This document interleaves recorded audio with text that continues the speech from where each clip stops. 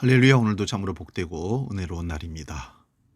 우리 사도신경으로 신앙 고백하심으로 화요일 아침 예배를 시작합니다. 나는 전능하신 아버지 하나님 천지의 창조주를 믿습니다. 나는 그의 유일하신 아들 우리 주 예수 그리스도를 믿습니다. 그는 성령으로 잉태되어 동정녀 마리아에게서 나시고 본디오 빌라도에게 고난을 받아 십자가에 못 박혀 죽으시고 장사된 지 사흘 만에 죽은 자 가운데서 다시 살아나셨으며 하늘에 오르시어 전능하신 아버지 하나님 우편에 앉아 계시다가 거기로부터 살아있는 자와 죽은 자를 심판하러 오십니다. 나는 성령을 믿으며 거룩한 공교회와 성도의 교제와 죄를 용서받는 것과 몸의 부활과 영생을 믿습니다. 아멘. 오늘 주신 하나님 말씀은 신약성경 요한복음 12장 1절에서 8절 말씀입니다. 신약성경 167면에 있습니다. 이 말씀 봉독할 때 살아계신 주님의 음성을 듣기 바랍니다. 요한복음 12장 1절에서 8절 말씀입니다. 봉독합니다. 6월절 엿새 전에 예수께서 베다니에 이르시니 이곳은 예수께서 죽은 자 가운데서 살리신 나사로가 있는 곳이라. 거기서 예수를 위하여 잔치할세 마르다는 일을 하고 나사로는 예수와 함께 앉은 자 중에 있더라. 마리아는 지극히 비싼 향유 곧 순전한 나드 한 근을 가져다가 예수의 발에 붓고 자기 머리털로 그의 발을 닦으니 향유 냄새가 집에 가득하더라. 제자 중 하나로서 예수를 잡아줄 가룟 유다가 말하되 이 향유를 어찌하여 300데나리온에 팔아 가난한 자들에게 주지 아니하였느냐 하니 이렇게 말함은 가난한 자들의 생각함이 아니요 그는 도둑이라 돈계를 막고 거기 넣는 것을 훔쳐가미르라. 예수께서 이르시되 그를 가만두어 나의 장리할 날을 위하여 그것을 간직하게 하라. 가난한 자들은 항상 너희와 함께 있거니와 나는 항상 있지 아니하리라 하시니라. 아멘. 기도하고 말씀 은혜 나눕니다. 하나님 아버지, 오늘도 우리 속에 그리스도 예수가 계신 줄 믿고 주님이 주시는 말씀을 듣고 오늘 하루를 또 살아가려고 계획합니다. 성령 하나님께서 우리를 이끌어 주시고 오늘도 주신 말씀을 통하여 감동을 받고 그 말씀이 삶의 지표가 되어 좌로나 우로나 흔들리지 않고 그래서 말씀의 능력과 힘을 받는 체험하는 복된 날 되게 하여 주시옵소서. 오늘도 성령이 친히 우리에게 말씀하신 말을 듣고 깨닫는 은혜까지도 행동하는 용기까지도 믿음을 더하실 줄 믿습니다. 예수님의 이름으로 기도하옵나이다. 아멘. 오늘 봉독한 이 말씀으로 마음에 가득한 것.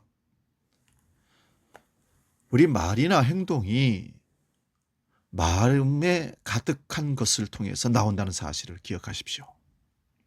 마음에서 작정하니까 그 일을 하게 되는 것입니다.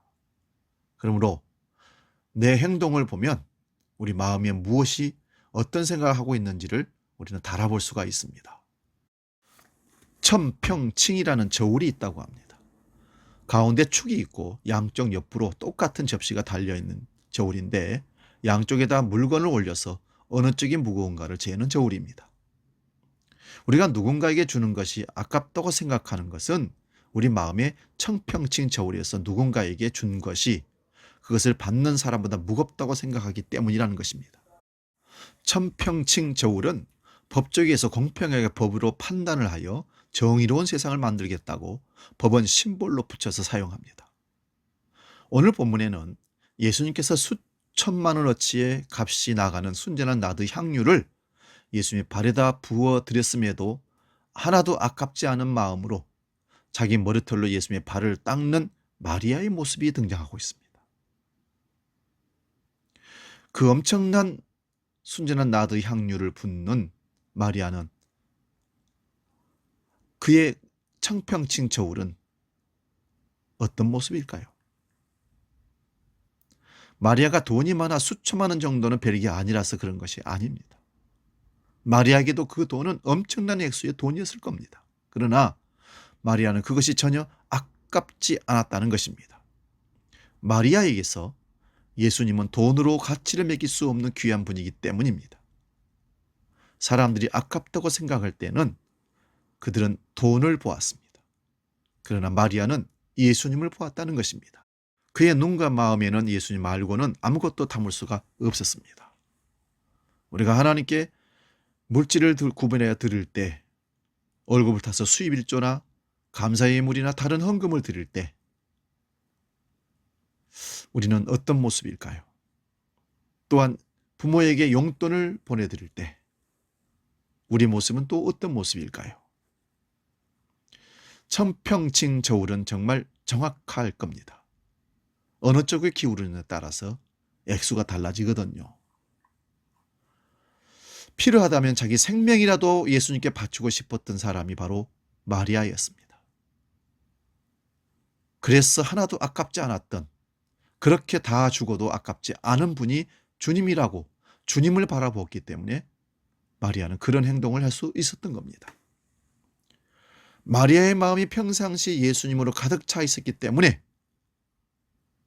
예수님 쪽으로 그 많은 것이 기울러 청평지 우리 갔음에도 불구하고 전혀 아깝지 않고 과감하게 깨뜨려서 드릴 수 있었던 겁니다. 예수님에 대한 믿음, 예수님에 대한 사랑과 존경이 마리아를 그렇게 만든 것입니다. 지금까지 보여주셨던 예수님의 거짓 없으신 사랑, 자기 오빠 나사로가 죽었다는 소식을 들으시고 목숨 걸고 찾아와 우시던 그 모습, 그리고 끝내 오빠 나사로를 살리신 그 사랑의 마리아의 마음을 가득 채웠기 때문입니다. 사람들이 아깝다고 생각할 때 그들의 마음의 천평층은 향육 쪽으로 기울었습니다. 오늘 가룟 유다는 그래서 그렇게 얘기합니다. 저것을 팔아서 가난한 자들에게 왜 주지 않느냐고. 그런데 성경은 또다시 말합니다. 그가 가난한 자들을 생각함이 아니요 그는 도둑이라 돈깨를 막고 거기 넣는 것을 훔쳐가미르라. 주님보다는 돈에 욕심이 많았던 가룟 유다의 모습을 그대로 적나라하게 드러내주고 있습니다. 우리가 예수님을 위해 무엇인가를 할 때 우리도 아깝다고 생각할 때가 많습니다. 헌금할 때도 그렇고 구제할 때도 그렇고 봉사할 때도 그렇습니다. 우리가 예수님을 생각하는 마음이 그 정도이기 때문입니다. 예수님보다 돈을, 시간을, 내가 가진 것들을 결국 우리 자신을 더 사랑하기 때문에 내놓지 못하는 것입니다. 누구를 더 사랑하는가? 누가 더 소중한가? 나 자신을 더 사랑하는가? 예수님을 더 사랑하는가? 우리 마음속에 가득 차 있는 것이 하나님을 향한 천평칭 저울의 모습일 겁니다.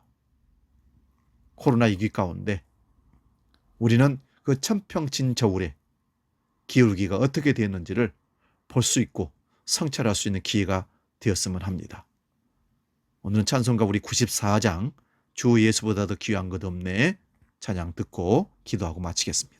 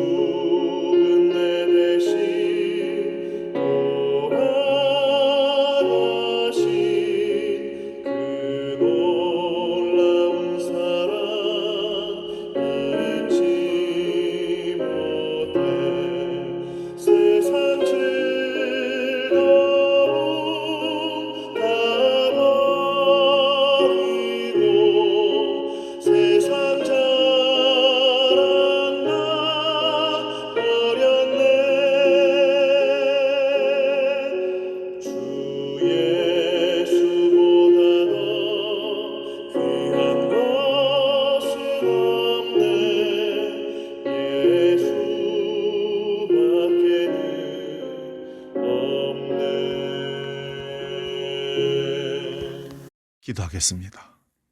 하나님, 우리 마음속에 가득한 것은 무엇일까요? 천평칭 저울로 주님 앞에서 우리의 모습들을 달아본다면, 우리 마음속에 있는 것을 달아본다면 우리는 어떤 모습으로 드러날까요? 과연 가룟 유다보다 더할까요? 못할까요? 마리아처럼 향유 옥합을 깨뜨렸음에도 불구하고 전혀 아까워하지 않고 오히려 자기의 머리털로 주님의 발을 닦으셨던 것처럼 우리가 그렇게 헌신할 수 있을까요? 우리 자신들을 돌아보는 기회가 되게 하여 주시옵소서. 주 예수보다도 귀한 것 없네 찬양했습니다. 정말 주 예수보다도 귀한 것이 없을까요? 주여, 우리의 연약함을, 부족함을 용서해 주시고 하나님이 원하시는 그 믿음을 우리에게 주셔서 결코 주님보다 더 귀한 것이 없다라고 고백하며 살아내는 우리 삶이 되도록 역사하여 주시옵소서. 이제는 우리 주 예수 그리스도의 은혜와 아버지의 놀라우신 사랑과 성령 하나님의 보호하시고 깨닫게 하시고 인도하신 크신 역사가 마음에 가득한 것이 오직 주님밖에 없습니다.